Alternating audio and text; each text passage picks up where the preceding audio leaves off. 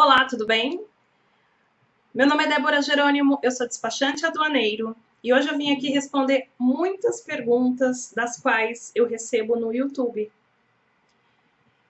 Com frequência eu faço vídeos falando sobre importação e exportação, como funciona a exportação, como funciona a importação, para você que ainda não atua nesse mercado, mas tem interesse, tem projetos para que passe aí a vender para o exterior ou a comprar do exterior. Então, hoje eu vim responder algumas perguntas voltadas para a importação. O que é importação? Importação é quando você compra de outro país.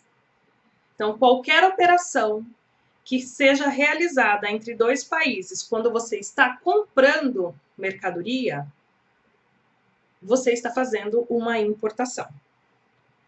Por essa importação, você paga impostos que são determinados pelo NCM do produto.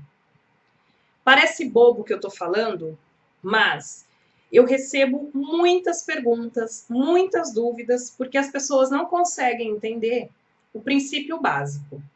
Exportação é quando você vende para o exterior. Importação é quando você compra do exterior. Bom, além dessa pergunta, eu recebo com frequência perguntas do tipo: como eu pago uma importação? Posso pagar com meu cartão de crédito? Não.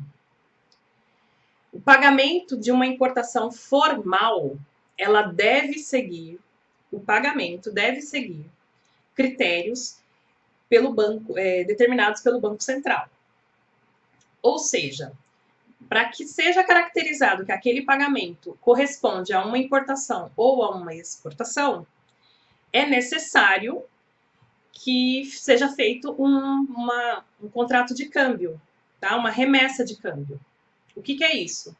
Toda operação que é realizada entre dois países, em relação à operação comercial realizada entre dois países, estamos falando de remessa de câmbio. Quem faz essa remessa de câmbio? O seu banco de relacionamento, aquele mesmo que você cuida da sua conta corrente, as entradas e saídas, os pagamentos de fornecedores, emite os boletos para recebimento. Eu não sei qual é o seu segmento, eu não sei qual é o seu mercado, mas todos seguem essas atividades com frequência, uma vez que você tem CNPJ, que você já está trabalhando, operando aí no comércio interno, tá? No mercado interno. Se você vende ou se você compra produtos para revender, se você produz mercadoria, algum tipo de mercadoria, você sabe do que eu estou falando na questão de emissão de nota fiscal, na questão de você ter uma conta bancária que você faz aí todas as suas transações comerciais, né, usando essa conta bancária. Bom, você, para fazer uma remessa de câmbio ao exterior, você pode usar também uma corretora de câmbio, tá? A corretora de câmbio vai fazer o mesmo trabalho do banco, vai ter um banco intermediando aí as remessas, efetivamente, o envio do valor ao exterior.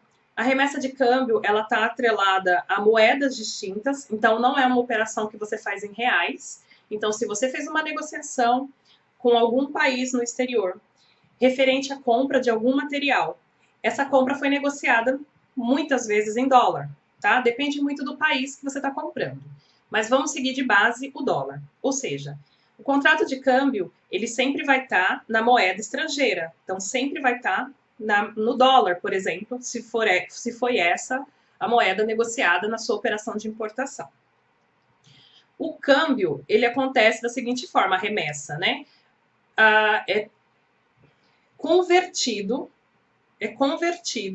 o valor ali negociado conforme a taxa cambial, né, apurada ali no momento que você vai fazer o fechamento do câmbio. Bom, gente, é só conceito, tá? O detalhe, como é feito, claro que isso o seu agente bancário, né, a sua agência, mesmo que ela não tenha hábito, ela não esteja com frequência realizando transações internacionais de remessa de câmbio, certamente o seu gerente vai te direcionar para o setor responsável do banco para que ele trate desse assunto para você. Débora, é cobrada alguma taxa adicional? Sim, e isso só o seu agente bancário que vai poder te passar as taxas, mas não costuma ser taxas que inviabilizam aí a operação, tá bom? O que eu tô querendo dizer é que você não consegue pagar uma importação com seu cartão de crédito, mesmo que o cartão de crédito seja em nome da empresa, seja em nome de PJ, você não consegue vincular essa operação numa importação formal. Tá? Então, é só a ideia que eu estou trazendo para vocês é que vocês fiquem atentos para essa questão do pagamento. Pagamentos realizados via PayPal, outros operadores que fazem esse pagamento que você consegue ter crédito, né? Tem plataformas que você tem créditos em outra moeda e você consegue fazer o pagamento, o cara consegue receber. Ok, o fornecedor consegue receber. Mas não fica registrado no nosso Banco Central, tá? Que controla, né, todas as divisas que entra e sai do nosso país. Então, essa operação via cartão de crédito ou PayPal ou outras plataformas, tá, que fazem essa mesma operação, não ficam registrados no nosso Banco Central. Ou seja, logo, uma importação formal ela não terá vínculo com essa operação de envio de remessa, ok? Então, o formal, que é o correto, o que é legal, é você fazer uma operação de importação e a remessa de câmbio, quando você for pagar por esse produto que você adquiriu no exterior, você faça via remessa de câmbio, ou pelo seu banco de relacionamento, ou por uma corretora de câmbio que também realiza esse trabalho, ok?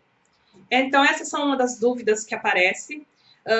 Frete internacional. O que é o frete internacional? Bom, frete, como o próprio nome sugere, é o transporte internacional da sua mercadoria.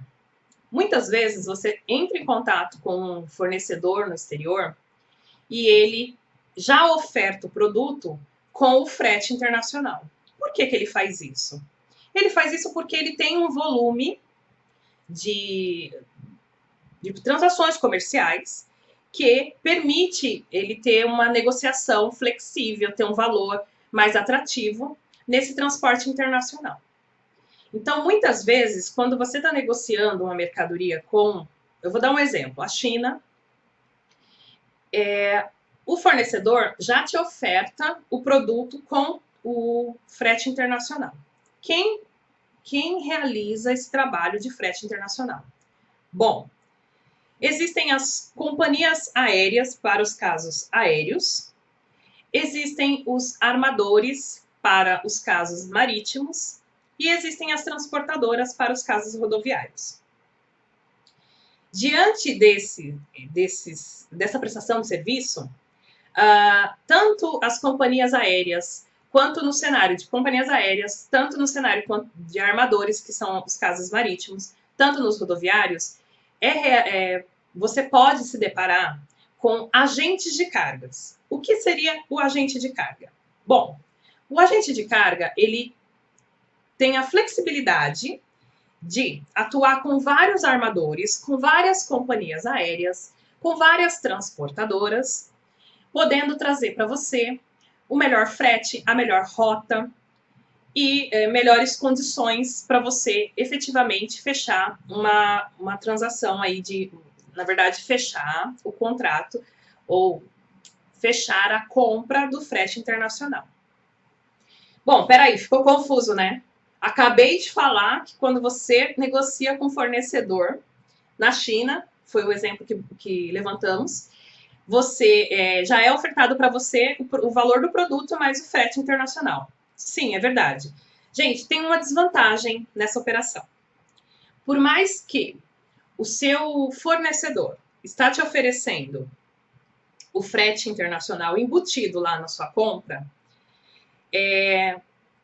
parece ser algo atrativo no contexto, no total, vamos colocar assim, porém, quando você quando a sua mercadoria chega no Brasil, as despesas de armazenagem, as despesas locais, você não tem controle nenhum, não foi você que contratou, foi o seu fornecedor.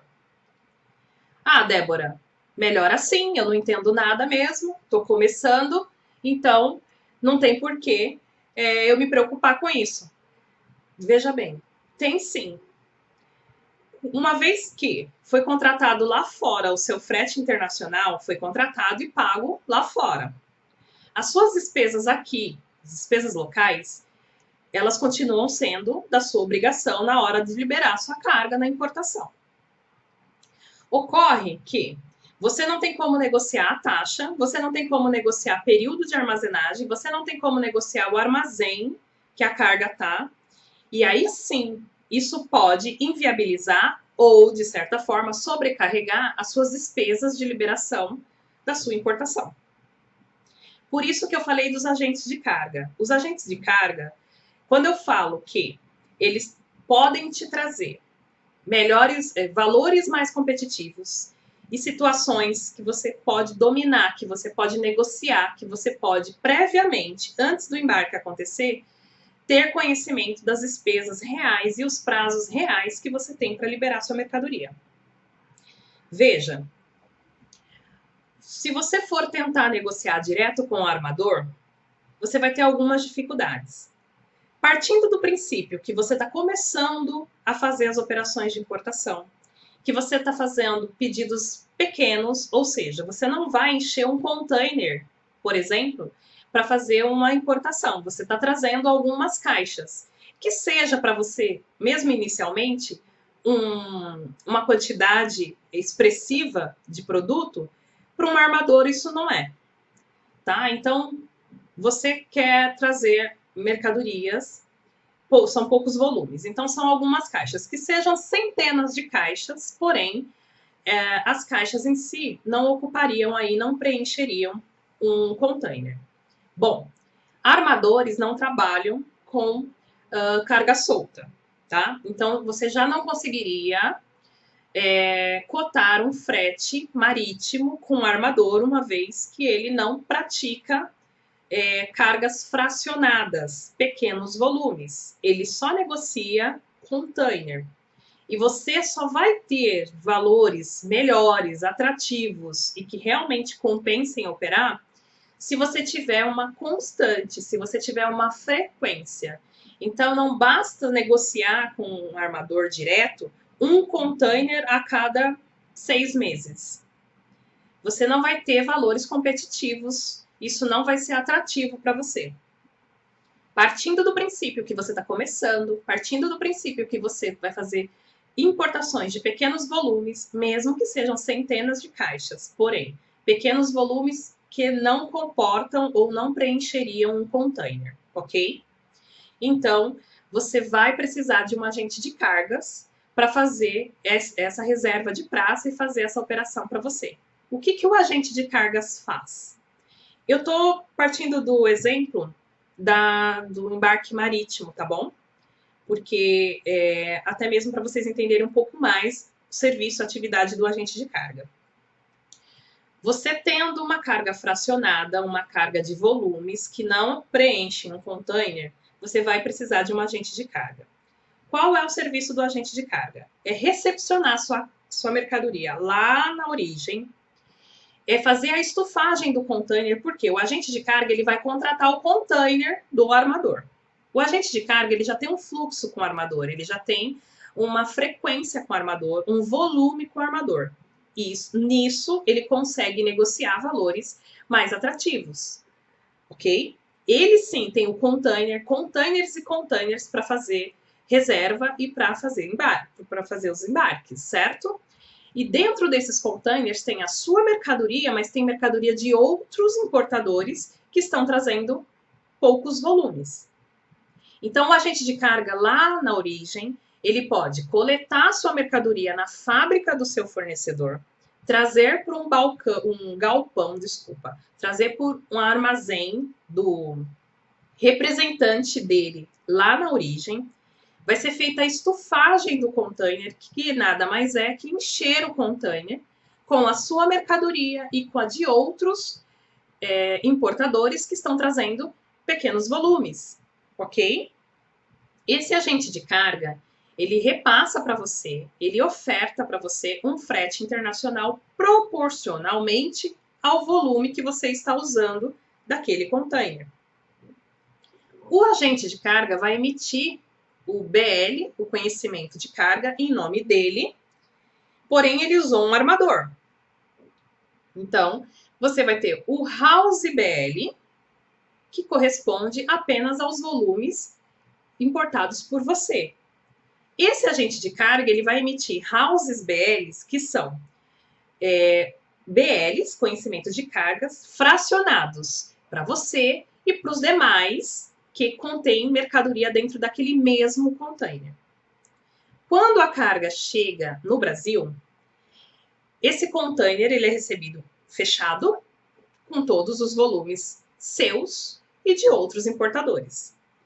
Ocorre a remoção desse container, porque ele atraca num determinado terminal.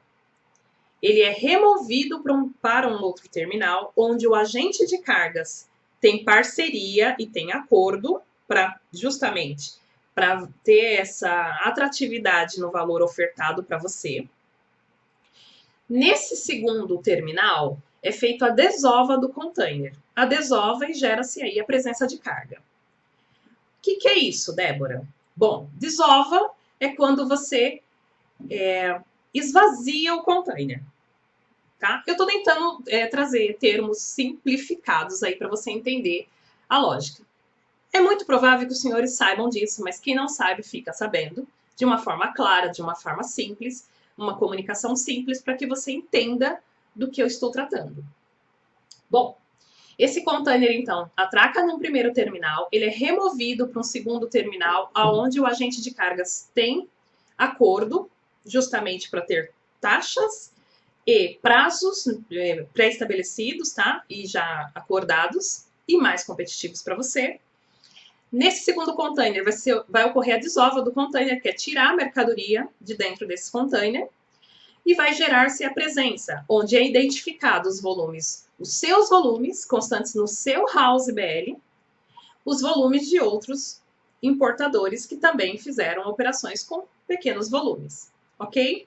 Gerando a presença, fica liberado aí para o seu despachante fazer a liberação alfandegária, o desembaraço da sua mercadoria.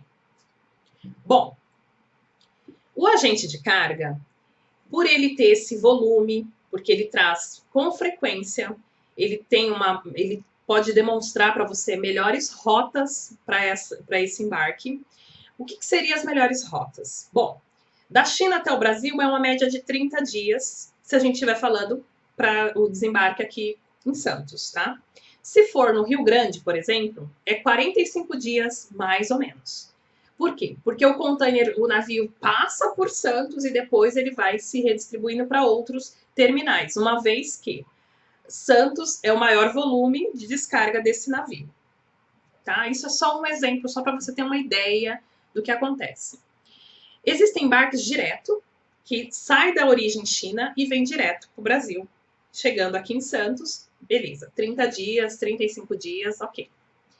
Existem rotas que passam por escalas. O que seriam as escalas? Como o nome mesmo sugere, ele sai da China, um determinado porto da China, e ele passa por algum outro porto, descarrega, e a sua mercadoria passa para outro navio, para seguir o trânsito até o destino final no Brasil.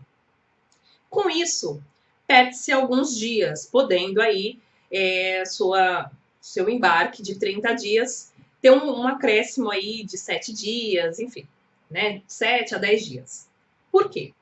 Nesse transbordo, nessa escala, né, que é feita, você pode encontrar o termo transbordo, tá, em algum momento, que significa a mesma coisa que eu acabei de dizer.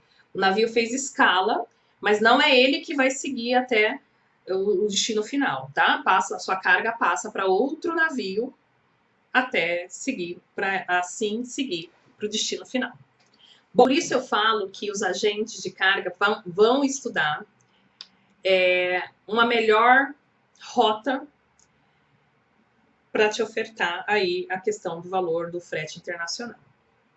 Podendo ser uma rota direta, podendo ser uma rota com escala, e assim você vai conseguir entender aí o prazo médio que efetivamente essa importação estará atracando, chegando no país, no Brasil, para que seja dado sequência no desembaraço. Eu quero te dizer duas coisas.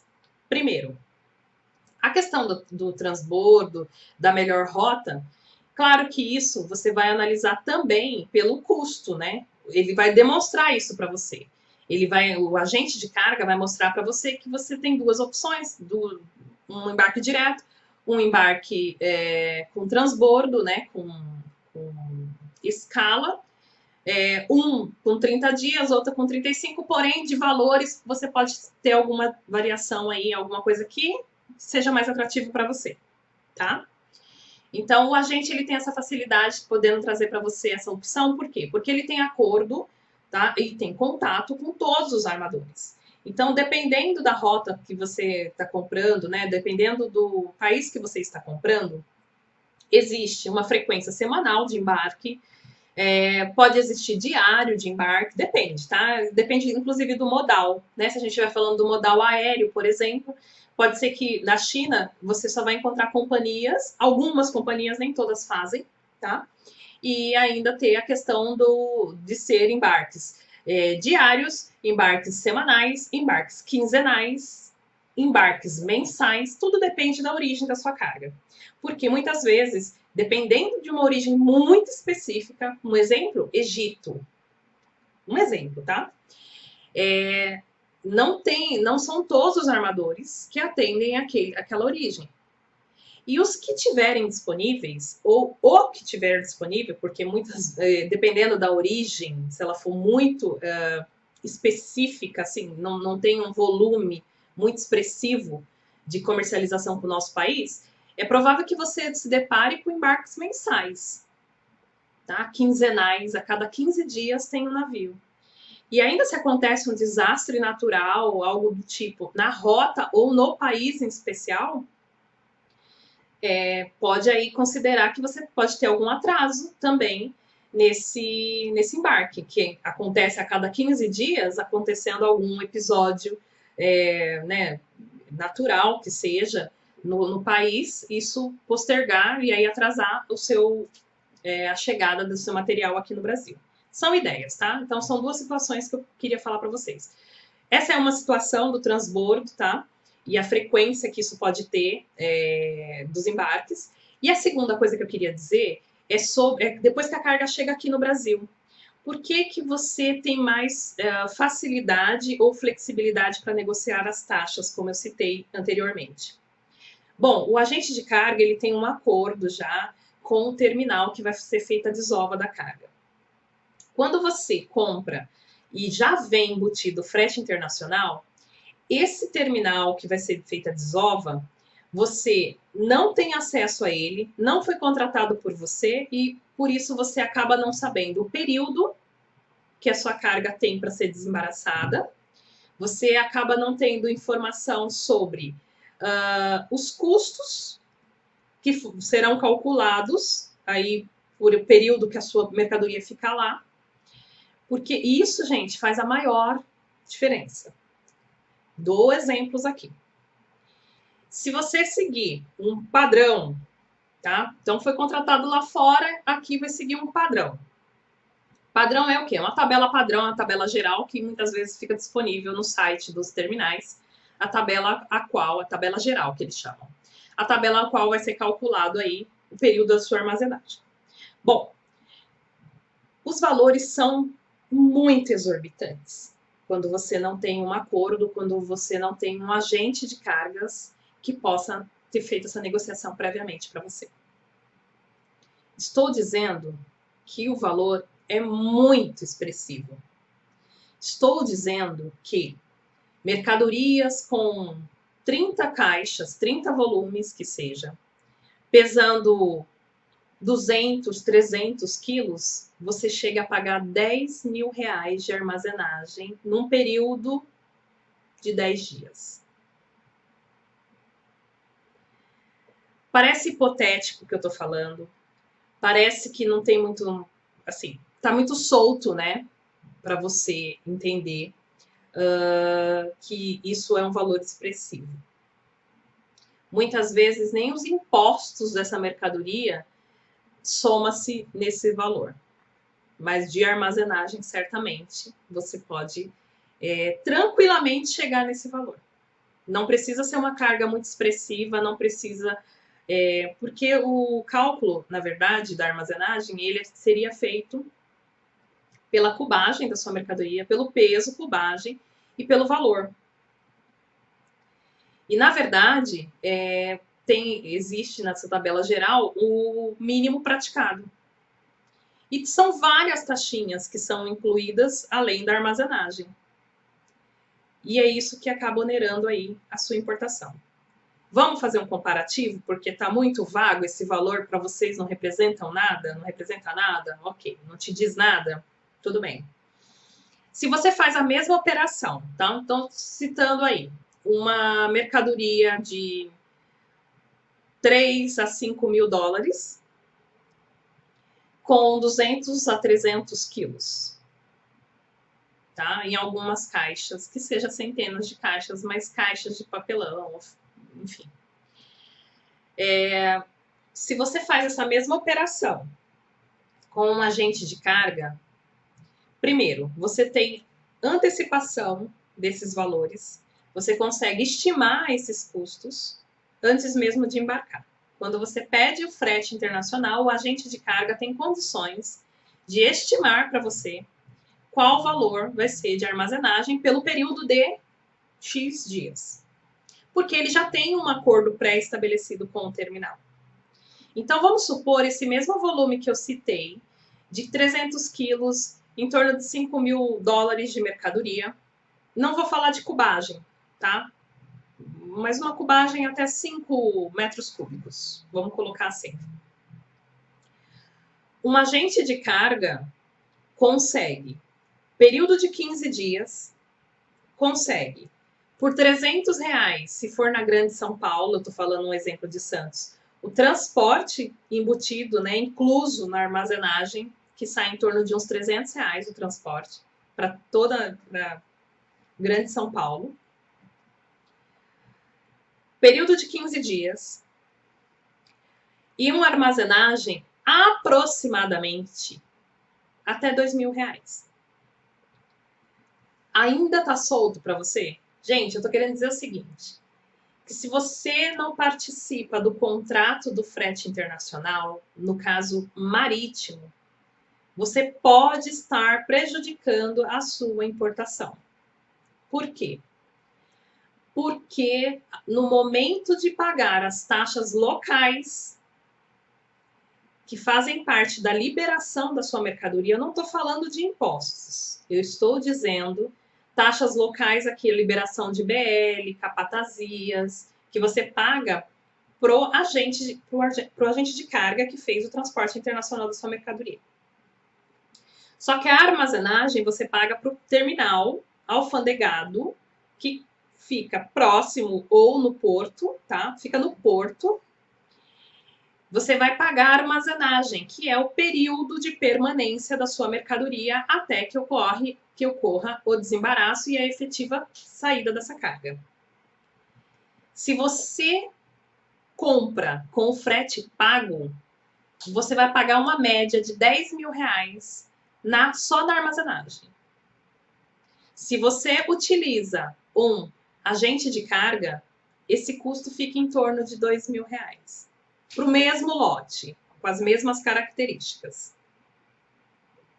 Por isso, é importante sim você conhecer o agente de cargas, você fazer contatos com o agente de cargas, fazer orçamentos, né, com os detalhes da sua carga, para você conseguir mensurar, conseguir planilhar, que seja, os custos que você tem, efetivamente, você contratando, e os custos que você terá se você comprar a carga custo e frete, onde o valor da mercadoria já está embutido frete internacional. Você está no escuro, você não sabe quanto você vai pagar aqui no Brasil nas liberações, nas taxas locais e principalmente na armazenagem. Você não tem como intervir, pedir desconto, negociar, uma vez que o frete foi contratado no exterior. Então, é muito importante que os senhores conheçam os agentes de cargas, façam cotações, entendam como funciona o trabalho deles, porque para embarques de pequena escala, com pequenos valores, sem ter uma frequência, você não conseguirá fazer cotações direto com o armador. Será necessário, imprescindível, que vocês tenham um agente de carga para fazer essa parte para vocês. Não tem como embarcar sem o agente de carga. Talvez os senhores entendam que talvez eu possa fazer com o courier, né? Porque até o momento eu falei do modelo de marítimo, né? Até o momento eu citei a situação do marítimo. Tudo bem. Vamos mudar um pouquinho o cenário para um caso aéreo. O aéreo é a mesma coisa. Você não consegue contato direto com a companhia aérea para fazer um embarque de algumas caixinhas, alguns volumes. Será necessário um agente de carga que já tem uma frequência com aquela companhia aérea, pode te proporcionar um frete mais competitivo. Em relação à armazenagem, no aéreo, não tem essa distinção se o frete foi contratado pela companhia aérea, se o frete foi contratado pelo agente de carga, se o frete foi contratado lá fora ou se o frete foi contratado por você. Tá? A questão de armazenagem nos casos aéreos, eles são calculados, tem tabelas que ficam disponíveis nos sites da Infraero, tá? De cada departamento, de cada ponto de desembaraço, né? Cada local de atracação no caso de aéreo, para a questão de armazenagem, não tem distinção se a carga se o frete foi contratado no exterior por um agente de carga ou direto com a companhia, tá? As armazenagens são calculadas pelo departamento responsável em cada aeroporto, tá?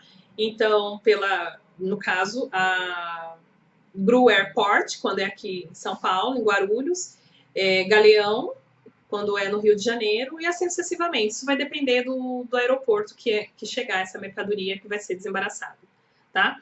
Mas a questão da armazenagem no aéreo não tem impacto sobre quem contratou o frete, quem pagou pelo frete. Nos casos rodoviários. Os casos rodoviários, a questão do frete é bem interessante também, porque todo frete contratado para o modal rodoviário, ele tem uns períodos free em fronteira.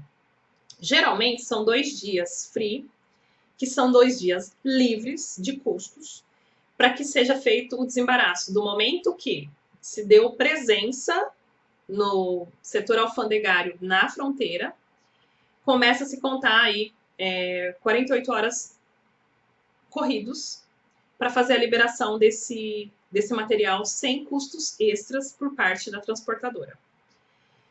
Existe o prazo de armazenagem também em fronteira, mas a armazenagem em fronteira não é um custo exorbitante, são custos bem menores de qualquer outro modal, não tem nem comparação.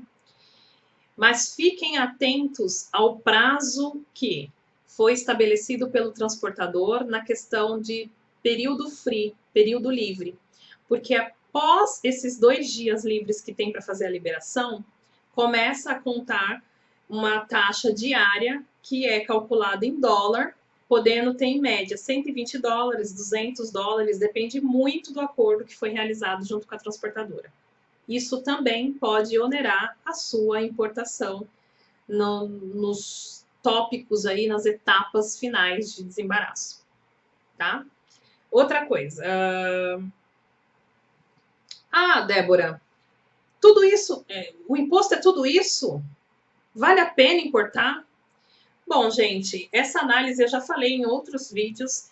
Essa análise precisa ter uma atenção, né, especial de você, empresário, você que tem aí algum valor para investir na importação.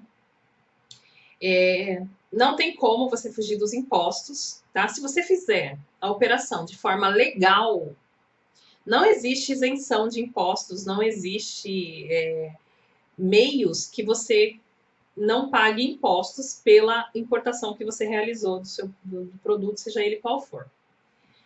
Claro que cada mercadoria com o seu MCM detém as suas porcentagens de impostos, tá? Então precisa conhecer o seu produto, mas antes de mais nada precisa conhecer o seu mercado, precisa conhecer, saber se o custo dele está competitivo no exterior, se você conseguiu um preço competitivo, se você fez alguma personalização nele, enfim, se você fez algum outro investimento, se o produto realmente tem alguma exclusividade ou se vai ser mais um aqui no Brasil. Enfim, você precisa analisar o seu mercado.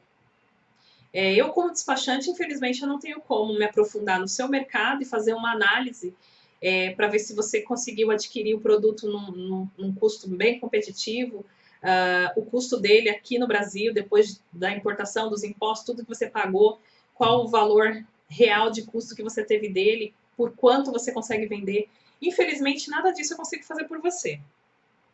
Mas não pule essa etapa se você tem intenção de fazer importação. É necessário, sim, debruçar, fazer cálculos, fazer um estudo se tem mercado para aquele produto, se aquele produto realmente é competitivo, os custos dessa operação de importação, analisar o custo total da operação para ver se realmente compensa a importação do produto que você imagina aí ser ideal para importação, ou que faça parte já do seu escopo, que você já faz, você já comercializa determinados produtos, porém você adquire aqui de importadoras, né? Você adquire no mercado interno, e aí você está buscando para operar direto com a China para você ter uma redução nesse custo aí de aquisição. Bom, tudo isso tem que ser analisado realmente, tem que ser estudado, calculado friamente, ponto a ponto, centavo a centavo, porque infelizmente eu não tenho como falar para você se compensa ou não fazer importação do produto que você atua no mercado, tá bom? Posso buscar fornecedores no Alibaba? Boa pergunta sua, tá? Você pode iniciar, sim, as suas pesquisas por fornecedores pelo Alibaba ou outras plataformas similares. Você pode buscar tanto contato como ter o site deles, acessar o departamento comercial e efetivamente negociar, já informando que pretende fazer uma operação formal, que você tem uma empresa e você quer fazer uma operação formal de importação. Tá? Eles já conhecem esse termo, eles já sabem do que se trata. E pode ser um canal, Alibaba e outras plataformas similares, você pode sim ter acesso a fornecedores do produto que você tem interesse e partir daí e passar a ter esse contato mais afinado, solicitar amostras para você ter uma ideia do produto. Se você já conhece esse fornecedor, por algum motivo você já comercializa produtos, mas você adquire aqui no mercado interno para revender, e agora você quer afinar esse contato e fazer operação direto com o fornecedor na China, isso você também consegue fazer contato direto com esse fornecedor sem usar essas plataformas. Eu só deixo um alerta aqui em relação às plataformas, porque as plataformas, elas vão dificultar esse acesso direto com o fornecedor sem o uso da plataforma, porque a plataforma ganha uma porcentagem por todas as operações que são realizadas dentro da plataforma. Normal, como o Mercado Livre e etc, tá? Então, claro que tem regras dentro dessa plataforma, tanto para você que está só visitando, quanto para quem está publicando dentro da plataforma, que esse contato não seja divulgado, contato externo, fora da plataforma, para que vocês não desenvolvam nenhuma comunicação por fora e fechem negócios por fora da plataforma, sem que a plataforma receba por isso. Então, é possível que vocês tenham algumas dificuldades, sim, tá? Então é importante demonstrar para o fornecedor que vocês pretendem fazer a operação formal com remessa de câmbio e com isso não é possível utilizar a plataforma Alibaba ou outros similares, tá? Porque dentro da plataforma você só consegue fazer pagamento via PayPal ou cartão de crédito. O que não é permitido, o que não tem vinculação com o nosso Banco Central das suas importações. Ah, Débora, mas mesmo assim, se eu fiz toda a negociação, paguei com cartão de crédito e agora a mercadoria está para embarcar e o cara fez direitinho, como se fosse uma importação formal. Ok, você pode seguir, mas veja, esse pagamento nunca vai ficar vinculado como o pagamento que você realizou sobre essa operação de importação. Se você tiver algum problema posterior, você pode ter dificuldades aí para enviar o produto, para reparo e tudo mais, mas isso é uma outra. Eu acho que isso aí é pauta para a gente conversar numa outra situação. Mas eu sugiro, sim, usar a plataforma. Você não vai ter problema de usar a plataforma para você, de repente, encontrar o fornecedor de determinado produto que você tem interesse. Mas sempre buscar fazer com que essa comunicação seja realizada fora da plataforma para que você consiga negociar uma importação formal com remessa de câmbio, com todos os documentos que envolvem invoice, packlist e detalhes que dentro da plataforma não é possível, tá bom? Outra coisa, bom, eu acho que é isso que eu tinha para falar para vocês. Importante demais que vocês estudem possibilidades de importação e até mesmo de exportação antes de fazer efetivamente uma operação. Cuidado, a gente não está em tempos de perder dinheiro ou ter problemas aí de remessa presa ou devolvida para o exterior, enfim. A gente cria uma expectativa para receber aquele produto, muitas vezes já até vendeu, ofereceu aquele produto, né? Que você fez a negociação e você já pagou por ele. E aí, para você não ter traumas, para você não ter dificuldades, para você não se decepcionar com a importação, vamos fazer direitinho, vamos estudar como funciona, ver a legislação, quais são os impostos, levantar todos os custos que você efetivamente vai ter com essa importação, para evitar qualquer trauma, né, futuro ou prejuízo também, né? Porque além do trauma, o prejuízo que você possa ter investindo em importação que não teve sucesso na sua liberação por uma questão de falta de conhecimento, por não buscar esse conhecimento, por não pesquisar e muitas vezes por não calcular todos os riscos que ocorrem aí, que são suscetíveis na importação. Hoje o meu recado era esse. Muito obrigada pela sua audiência, muito obrigada por manter os questionamentos lá no meu canal. Surgindo dúvidas sobre o que falamos, pode deixar suas perguntas no comentário, terei o imenso prazer de responder. Se tiver algum assunto que queiram que seja conversado, que eu levante esse tema para vocês, deixe também nos comentários, será muito interessante poder aí sanar dúvidas e trazer alguns assuntos que fazem parte da minha rotina e que para vocês podem ser essencial aí para que vocês dêem mais um passo para sua importação. Um abraço e até o próximo vídeo.